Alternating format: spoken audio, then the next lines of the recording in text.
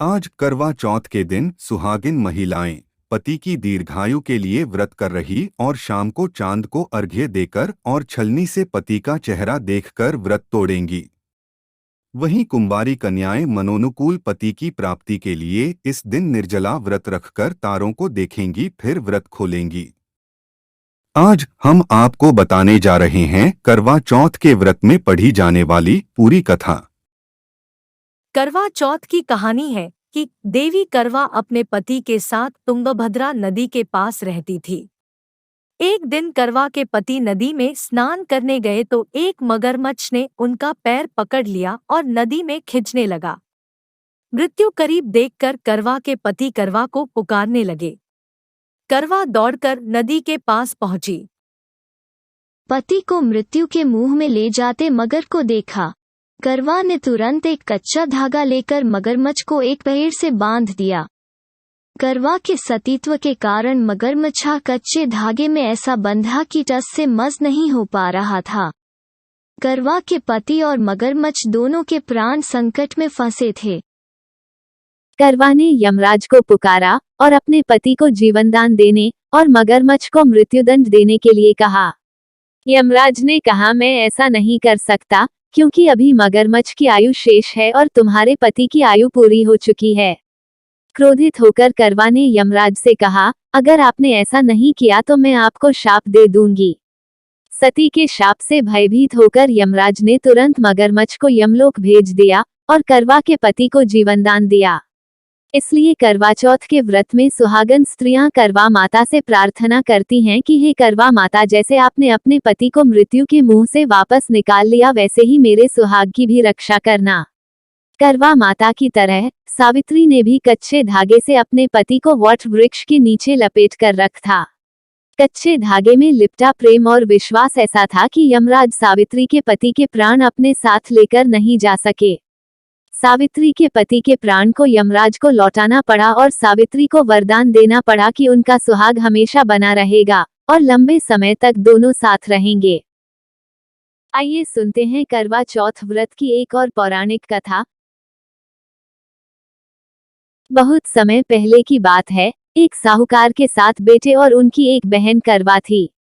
सभी 7 भाई अपनी बहन से बहुत प्यार करते थे, यहाँ तक कि वे पहले उसे खाना खिलाते और बाद में स्वयं खाते थे। एक बार उनकी बहन ससुराल से मायके आई हुई थी। शाम को भाई जब अपना व्यापार व्यवसाय बंद कर घर आए तो देखा उनकी बहन बहुत व्याकुल थी। सभी भाई खाना खाने बैठे और अपनी बहन से भी खाने का आग्रह करने लगे, लेकिन बहन ने बताया कि उसका आज करवा चौथ का निर्जल व्रत है और वह खाना सिर्फ चंद्रमा को देखकर उसे अर्घ्य देकर ही खा सकती है। चूंकि चंद्रमा अभी तक नहीं निकला है, इसलिए वह भूख प्यास से व्याकुल हो उठी है।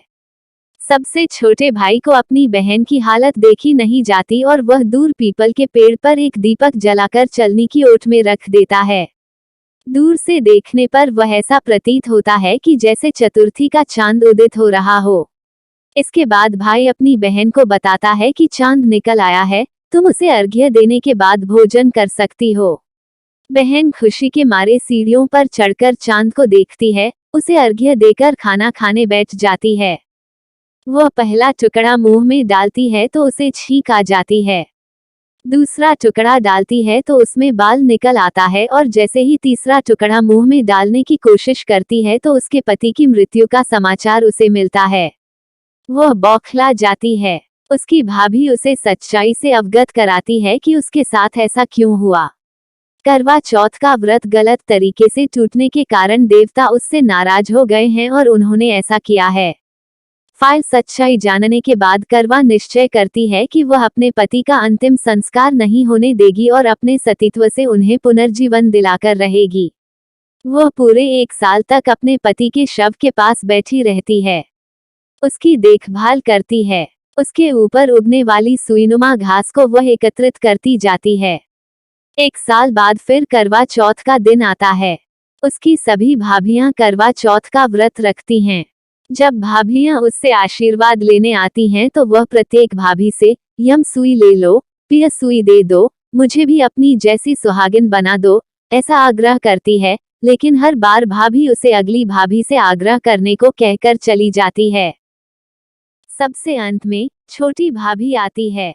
करवा उनसे भी सुहागिन बनने का आग्रह करती है, लेकिन वह टालमटोली करने लगती है। इसे देख करवा उन्हें जोर से पकड़ लेती है और अपने सुहाग को जिंदा करने के लिए कहती है। भाभी उससे छुड़ाने के लिए नोचती है, खसोटती है, लेकिन करवा नहीं छोड़ती है। अंत में उसकी तपस्या को देख भाभी पसीज जाती है और अपनी छोटी अंगुली को चीरकर उसमें से अमृत उसके पति के मुंह में डाल देती है। करवा का पति तुरंत श्री गणेश कहता हुआ उठ बैठता है। इस प्रकार प्रभु कृपा से उसकी छोटी भाभी के माध्यम से करवा को अपना सुहाग वापस मिल जाता है। हे श्री गणेश माँ गौरी, जिस प्रकार करवा को चिर सुहागन का वरदान आपसे मिला है, वैसा ही सब सुहागिनों को मिले।